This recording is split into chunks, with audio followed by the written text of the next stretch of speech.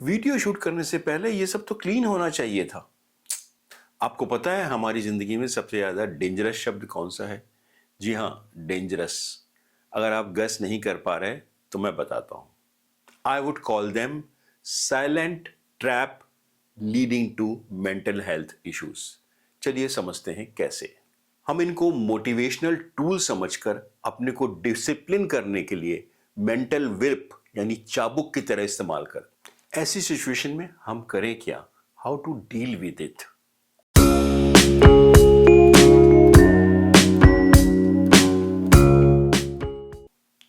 मैं हूं बीसी निगम साइकोलॉजिस्ट और ये है माइंड गाइड चैनल।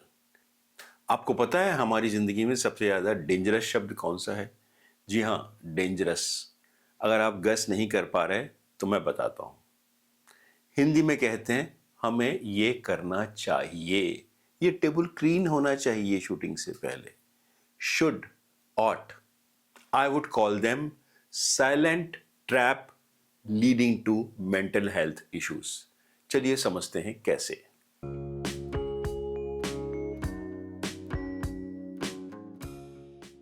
पिछले कई वीडियोस में हम बात कर रहे हैं कॉग्निटिव डिस्टॉर्शन की। कॉग्निटिव डिस्टॉर्शन क्या है? Actually cognitive distortion is a glitch in our thinking.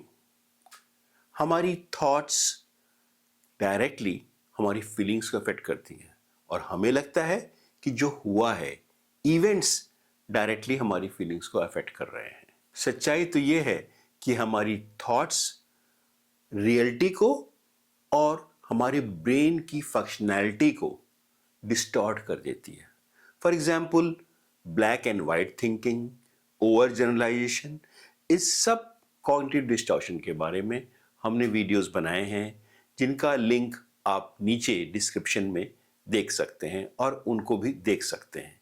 एक और बहुत इंपॉर्टेंट कॉग्निटिव डिस्टॉर्शन है जिसे कहते हैं शुड या ऑट, यानी हिंदी में ऐसा होना चाहिए। हम सभी कभी ना कभी इससे सफ़र करते हैं और हम ही सफ़र नहीं करते, हम इसे सिखा देते हैं अपने बच्चों को, अपने सबऑर्डिनेट्स को, और उनको भी सफ़र होने के लिए मजबूर कर देते हैं।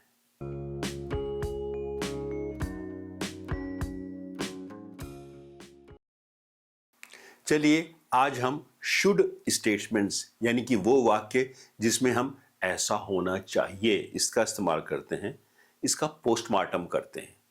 शुड स्टेटमेंट्स वो फिक्स्ड रूल्स हैं जो हम लागू करते हैं अपने ऊपर, दूसरों के ऊपर या इस दुनिया पर उसे इम्पोज कर देते हैं, जैसे कि मानो वो कोई फिक्स्ड लॉज हो। हम इनको मोटिवेशनल टूल समझकर अपने को डिसिप्लिन करने के लिए मेंटल विप यानी चाबुक की तरह इस्तेमाल कर। इसकी 3 कैटेगरीज होती हैं। खुद के लिए, फॉर एग्जाम्पल, मुझे परफेक्ट पेरेंट बनना चाहिए, मुझे गलती नहीं करनी चाहिए। इसका नतीजा क्या होता है? हम में गिल्ट और शेम आता है, कुछ बदलता नहीं है। दूसरों पर, जैसे इन्हें मुझसे प्यार से बात करनी चाहिए, मेरे बच्चों को मेरी बात माननी चाहिए। इसका नतीजा क्या होता है? इससे एंगर और रिजेंटमेंट आता है। कोई भी मेरी बात मानने के लिए बाउंड नहीं है। दुनिया के लिए जिंदगी को फेयर होना चाहिए, लोगों को तमीज से बात करनी चाहिए। इससे होपलेसनेस या हेल्पलेसनेस की फीलिंग आती है। एक्चुअली में हम रियलिटी से कट ऑफ हो जाते हैं।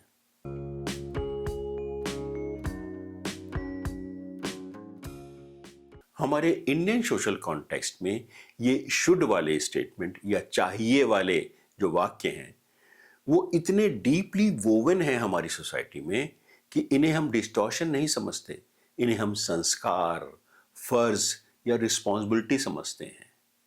जैसे बेटे को माँ बाप की सेवा करनी चाहिए, लड़की को देर तक बाहर में नहीं रहना चाहिए। यहाँ मैं एक क्लैरिटी देना चाहता हूँ, मैं ये नहीं कह रहा कि ये वैल्यूज़ गलत हैं। ड्यूटी, फैमिली रिस्पॉन्सिबिलिटी, ये सब चीज़ें सही ही नहीं, बहुत इंपॉर्टेंट भी है। प्रॉब्लम तब आती है जब हम जो फीलिंग्स हैं हमारी, सैडनेस की, फ्रस्ट्रेशन की, गिल्ट की, शेम की, उनको सप्रेस करते हैं। खुद को ये मानते हैं कि मैं अच्छा नहीं हूं, आई एम नॉट एनफ। दूसरों से नाराज होते हैं या रिजेंट करते हैं बिना उन्हें बताए हुए।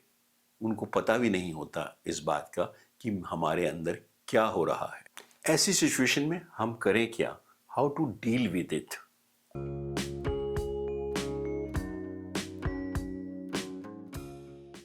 हम अपने वो स्टेटमेंट्स जिसमें हम शुड का इस्तेमाल कर रहे हैं या ये कह रहे हैं ऐसा होना चाहिए, उसकी जगह सिर्फ एक शब्द को बदल सकते हैं। फॉर एग्जाम्पल हम ये कह सकते हैं, I choose to care for my parents. इससे हम जो हमें ऑब्लिगेशन की फीलिंग है वो ना आके एक एजेंसी की, एक रिस्पॉन्सिबिलिटी की फीलिंग आती है कि और एक मीनिंग मेरे अंदर क्रिएट होता है। ये एक बहुत छोटी सी चीज है लेकिन इमोशनली एक बहुत बड़ा शिफ्ट है और इसी को कहते हैं रीफ्रेमिंग। तो इसका इलाज है रीफ्रेमिंग। फॉर एग्जाम्पल, मुझे गुस्सा नहीं आना चाहिए, मुझे गुस्सा आ रहा है, ये नॉर्मल इमोशन है, मैं इसे समझना चाहता हूं। या उसको मुझे समझना चाहिए, मैं चाहता हूं वो मुझे समझे, लेकिन अगर वो नहीं समझता तो मैं अपनी बात को और क्लियरली एक्सप्रेस कर सकता हूं। मुझे परफेक्ट होना चाहिए, मैं अपना बेस्ट करना चाहता हूं। मिस्टेक होना तो एक प्रोसेस ऑफ लर्निंग है। रिफ्रेमिंग करने के लिए आप अपनी वैल्यूज को छोड़ नहीं रहे हैं, आप सिर्फ उसमें रिजिडिटी की जगह फ्लेक्सिबिलिटी इंट्रोड्यूस कर रहे हैं।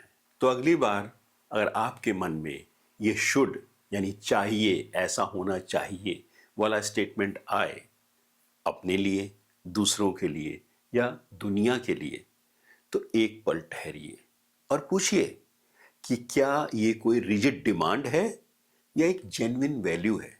ये छोटी सी अवेयरनेस ही बदलाव की शुरुआत है। अगर आपको अपने किसी स्पेसिफिक शुड स्टेटमेंट को आइडेंटिफाई करने में और उसको चेंज करने में मदद चाहिए तो आप www.mindguidehub.in पर सेशन बुक कर सकते हैं। इसका लिंक नीचे भी दिया है।